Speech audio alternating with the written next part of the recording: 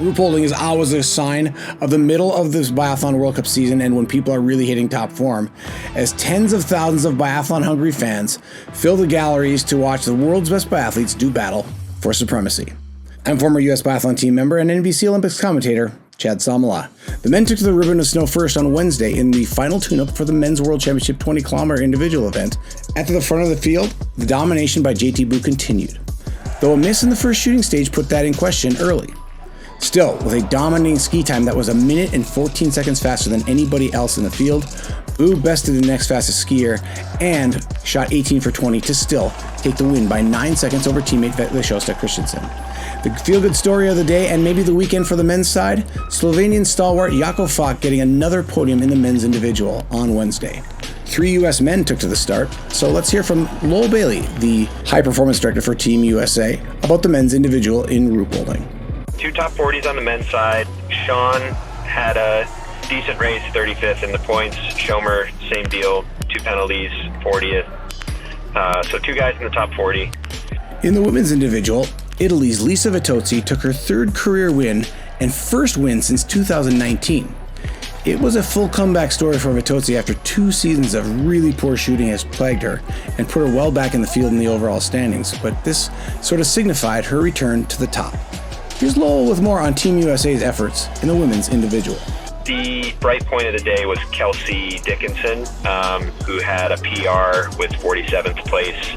Her next best World Cup result is 61st, so a big jump for her, a big PR. Friday, the men took to the 4x7.5 kilometer relay. With no men qualifying for Sunday's mass start, Friday was by all accounts the high point for Team USA. Paul had a good leg, on the shooting range he was 0+3, but tagged in 9th, in the mix, keeping contact.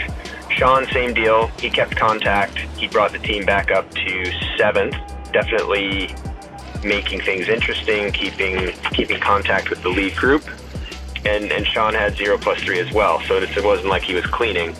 And then Jake came in, skied a phenomenal course time. He was 5th course time and 5th in the last loop for his leg, and 0+2, so pretty good shooting for him, and brought the team up to 5th, which is where Maxime took over.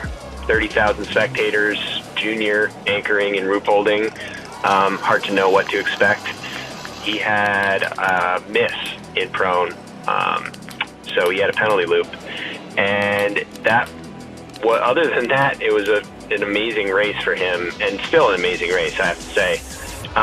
The other encouraging thing is Maxime continues to have really impressive ski speed, especially since he's a junior.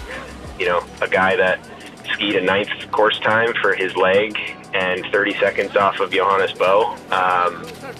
That's not bad, especially going into World Juniors. He held it together and was able to get through standing with a good shooting bout and battle it out for 7th place, which is the best men's relay since Oslo 2018. Saturday, the U.S. women struggled to keep pace in the women's 4x6 kilometer relay, finishing in 13th place.